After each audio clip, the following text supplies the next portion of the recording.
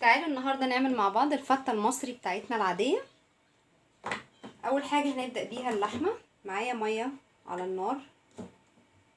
اول ما تبدا ان هي هتغلي ابدا احط بصلايه، معايا فصوص حبهان، ومعايا فص واحد بس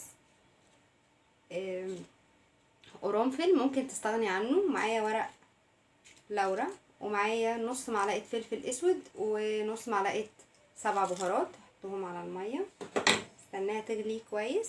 الميه غليت، هنزل باللحمه بتاعتي. بسم الله. دي اول حاجه انا بدات بيها اللي هي اللحمه بتاعتي، هنسيبها طبعا تتسلق.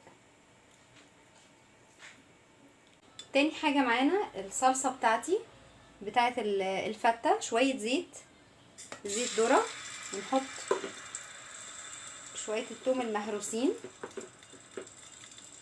ونديهم كده، خليهم لونهم كده ذهبي، ومعلقتين ملح،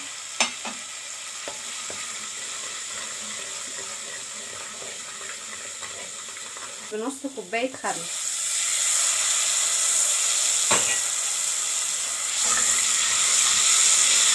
الله ده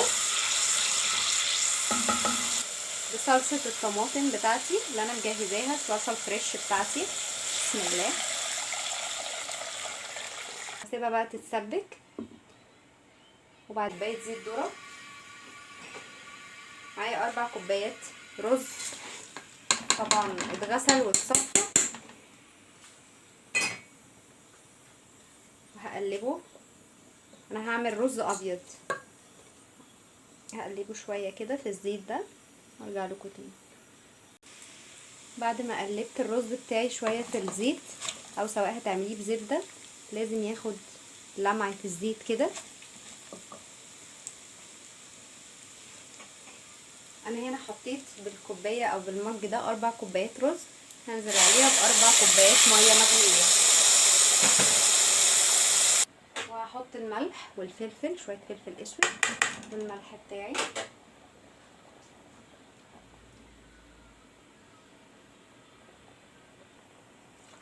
وهغطي على الرز بتاعي لحد لما الميه الرز يتشربها، وبعدين هوطي اسيبه على نار هاديه خالص لحد ما الرز بتاعي يستوي.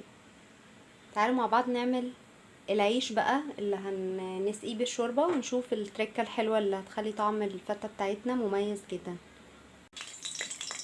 هنيجي بقى للعيش بتاعنا اللي انا حمصته في الفرن وقطعته كده.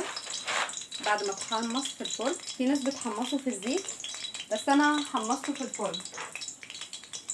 هجيب معلقه زيت ذره، وهنزل بالظبط بفص ثوم. اوكي، هنقلب فص الثوم ده كده.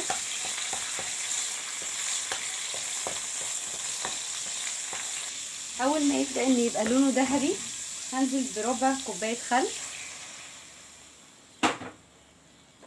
هسيب ربع كوبايه الخل دي تغلي مع الثوم، وهحط لها ربع معلقه فلفل اسود ونص معلقه ملح.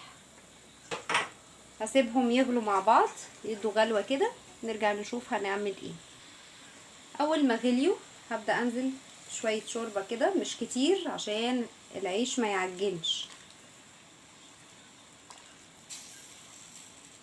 هغطي العيش بتاعي بالظبط دقيقه وانا واقفه قدامه، وبعدين هشيل الغطا خالص واطفي النار. بعدين بشيل الغطا بتاعي كده زي ما انتوا شايفين. بجيب بقى كوبايه صلصه او نص كوبايه صلصه وبحطها عليها كده قبل ما احط الرز وقبل ما اطفي النار بتاعتي. هديها تقليبه كده، تقليبه واحده بس بالشكل ده. على فكره العيش بتاعي لسه فيه قرشه، يعني مش معجن. هبدا بقى اجيب الصينيه بتاعتي او الطبق بتاعي اللي هعمل فيه الفته. هجيب بقى الصينيه بتاعتي او الطبق بتاعي اللي انا هحط فيه الفته بتاعتي.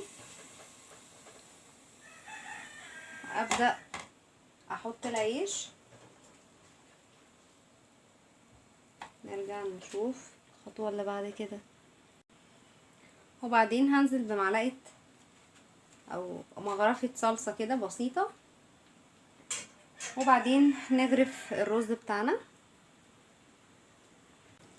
وبكده حطيت الرز والصلصة بتاعتي في النص، عشان احنا مش بنحب نحط على الفتة بتاعتنا الصلصة.